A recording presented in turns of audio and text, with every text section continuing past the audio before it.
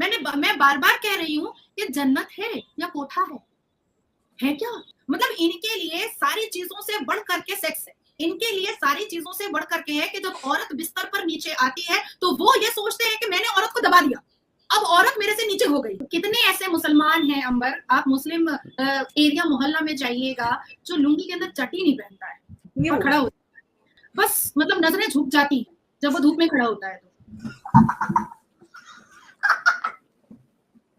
उस हदीस के हिसाब से तो मुसलमान औरतें कभी मुकम्मल पाक भी नहीं होती हैं। क्यों नहीं होती हैं? क्योंकि हमको पीरियड्स होता है, तो ये पीरियड्स तो थोड़ी हमने तोहफे में ले लिया है, या हमने नॉक थोड़ी किया था कि हेलो हेलो हमको पीरियड्स दे दीजिए। और हदीस में कहा है कि आप उन 72 वर्जिन हूरों को इटर्नल और फिजिकल सेटिस्फैक्शन के लिए यूज करिएगा। कैसे मुस्लिम मौलाना गंदी गंदी हरकतें करते हैं भाई, कैसे 72 हूरों के लिए मोटिवेट करते हैं, कैसे जो अश्लील जो है पाठ पढ़ाए जाते हैं। एक मुस्लिम लड़की ने ना जेल लाई खाने में पूरा उसका काली चिट्ठा खोल दिया, पूरी हकीकत सामने रख दी है। बहुत ही इंटरेस्टिंग वीडियो, तो चलिए वीडियो देखते हैं। तो कुरान और इतिहास गवाह है कि ये मुसलमान मर्दों ने कभी भी औरतों को इज्जत दी ही नहीं है।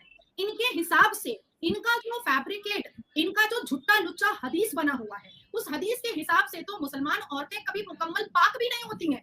क्यों नहीं होती हैं? क्योंकि हमको पीरियड्स होता है, तो ये पीरियड्स तो थोड़ी हमने तोहफे में ले लिया है, या हमने नॉक थोड़ी किया था कि हेलो हेलो हमको पीरियड्स दे दीजिए। हमने तो किया नहीं था, ये तो कुदरत ही है, ये तो कुदरत ने दिया है हमको, हम इसमें क्या कर सकते हैं।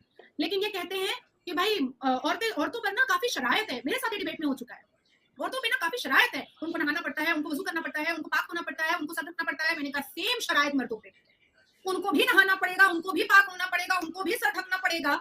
और कुरान कहता है जेंडर इक्वालिटी के बारे में, तो आप आए कहां से जेंडर इक्वालिटी के बारे में? पटाख करके उसने कहा ये तो आरएसएस की दलाल है। मैंने कहा क्यों, आपने बिस्तर पर देखा था क्या?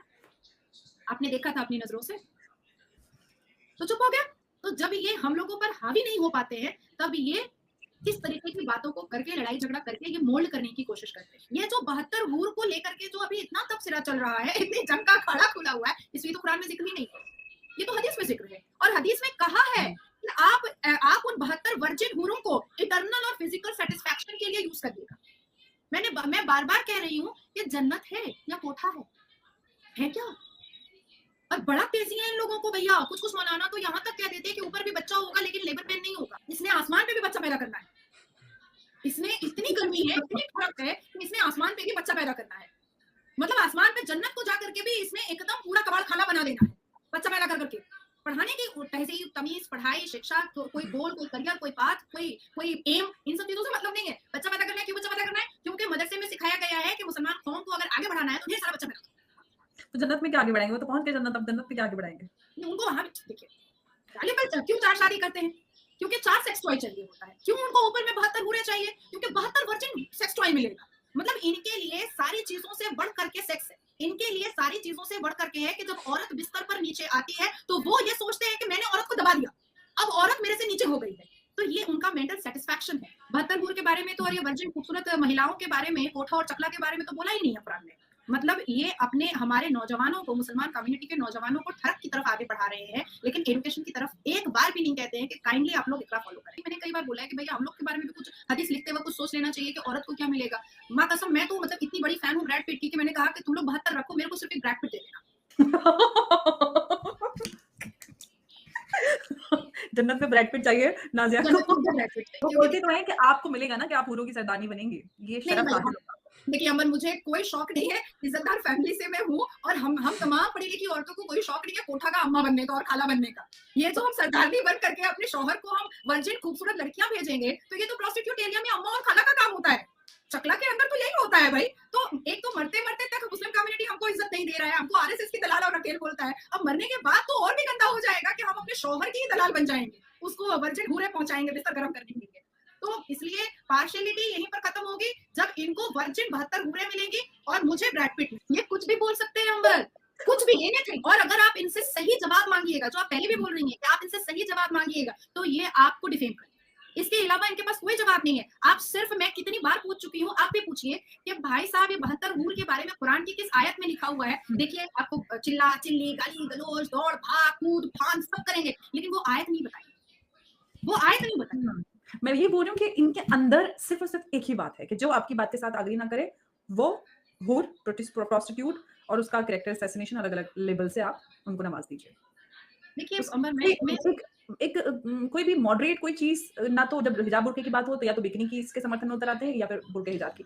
कहीं पे भी मॉडरेशन नज़र नहीं आता, क्यों भाई? नहीं, इसको मैं बहुत अलग तरीके से सोच रही हूँ। Every hmm, person have their own perception. हुँ, ये ज़माने से चला आ रहा है कि जब भी बहुत उठती हुई कोई मुसलमान औरत होती है, तो जब भी उसके कैरेक्टर पर उँगली उठाई जाती है, तो वो दब जाती है। वो अपने आप को एक कमरे में बंद कर लेती है। अगर मुझे पर्सनली अंदर बहुत मैं भी बहुत अटैक सहती हूँ, बहुत ऑफ गंदी-गंदी बातें कोर्स। मैं सुनती हूँ। तो मुझे जब भी ये बिकिनी और नाच और गाने के बारे में कहा जाता है, तो ये बॉडी मेरी है ना, ये मेरा जिस्म है ना। मैं बिकिनी पहनूँ, मैं बुर्का पहनूँ, मैं हिजाब पहनूँ, मैं जो भी पहनूँ, इससे आपको बोलने की क्या ज़रूरत है? आपकी दाढ़ियों से भी बहुत मुझे नफ़रत होती है, शेव कर लीजिए। और ये जो लोगों को बेवकूफ बनाने के लिए दाढ़ी, टोपी, कितने ऐसे मुसलमान हैं अंबर, आप मुस्लिम एरिया मोहल्ला में जाइएगा, जो लुंगी के अंदर चड्डी नहीं पहनता है और न्यूज़। खड़ा हो। आप ऐसे ऐसे कितने पीर के पास जाइएगा, मैं बता देती हूँ आपको, मुझे कोई डर नहीं है। हमारे पश्चिम बंगाल में, वेस्ट बंगाल में एक फुरफुरा शरीफ है, जिसके हुँ, पीरज़ादा वहाँ पर बहुत सारे, एक जी। चाइनीज़ मौलाना टाइप करके है। वो व्हाइट लुंगी, हाँ, पूरा चाइनीज़ मौलाना टाइप से है। व्हाइट लुंगी और व्हाइट कलर का एक आधा कुर्ता पहनता है। बस मतलब नज़रें झुक जाती हैं, जब वो धूप में खड़ा होता है तो। सोचिए कि कितना गुनाह कर रहे हैं दाढ़ी टोपी रख करके, और ये हमको कहते हैं कि तुम बहुत खराब हो। तो ये जो इन लोगों ने प्रोपेगेंडा बनाया है ना कि हम झूठे एलिगेशंस रखेंगे तो लड़कियां जो है ना वो इमोशनली ब्रेक डाउन होंगी और वो अपने कदम को पीछे कर लेंगी और फिर से वो मर्दों का राज आ जाएगा। अमर यही चीज को हमको तोड़ना है, हमको इसी चीज को खत्म करना है कि तुम मुझे जितना भी नंगा कर सकते हो तुम करो, हम अपनी जुबान को खामोश नहीं करेंगे। और जिस दिन ये इन लोगों को समझ में आ गया ना कि अब ये जो मुसलमान लड़कियां हैं ये सर पे कफन बांध कर निकली हैं, आप देखिएगा धीरे धीरे छटते तो चले भाई वीडियो में देखा आपने कैसे जो नाजिया इलाही खान और अंबर जैदी जी बैठे भाई, उन्होंने कैसे जो है पूरी हकीकत बयान करी है, कैसे जो हिंदुस्तान के अंदर पाकिस्तान के अंदर मुस्लिम मौलानाज है वो भाई कैसे एक धर्म की चीजों को भाई तोड़ मरोड़ के भाई कैसे जो प्रकट करते हैं और भाई मोटिवेट करते हैं लोगों को 72 हूरों से मिलाने के लिए। भाई 72 हूरों का जो है कि मतलब 72 वर्जन लड़की, मतलब एक कुंवारी लड़कियां देने का इन्हें वादा करते हैं 72 तुम्हें मिलेंगी। और भाई खुद वो मौलाना भाई भूखे मर रहे हैं, मतलब खाने पीने को उनके साथ दाने नहीं है, लेकिन भाई उनके जो ज्ञान होते हैं, मोटिवेशन होती है, वो अलग लेवल की होती है। अभी जो लड़की है कि आपने इंटरव्यू देखा भाई, एक खुद एक मुस्लिम लड़की है और बहुत ही मतलब हिंदुस्तानी लड़की है हमारी, हम दोनों बोलते हैं नाजिया इलाही खान भारत की बेटी और नंबर जैदी। ये भाई क्या है ना कि ये मतलब ये मुस्लिम से, लेकिन जो है गलत चीज़ों का जो है खंडन करती है, अच्छी चीज़ों के बारे में बोलती है। तो किसी भी धर्म में हो सकती है। दोस्तों आपको क्या लगा, कैसी लगी हकीकत सुनने के बाद, प्लीज़ कमेंट करके बताइएगा। ऐसी वीडियोस देखने के लिए हमारे चैनल को सब्सक्राइब कर सकते हो और लेटेस्ट वीडियो आपको यहाँ पर देखने को मिलती रहेंगी। हम मिलेंगे आपसे नेक्स्ट वीडियो में, तब तक के लिए बाय बाय, जय हिंद, जय श्री राम।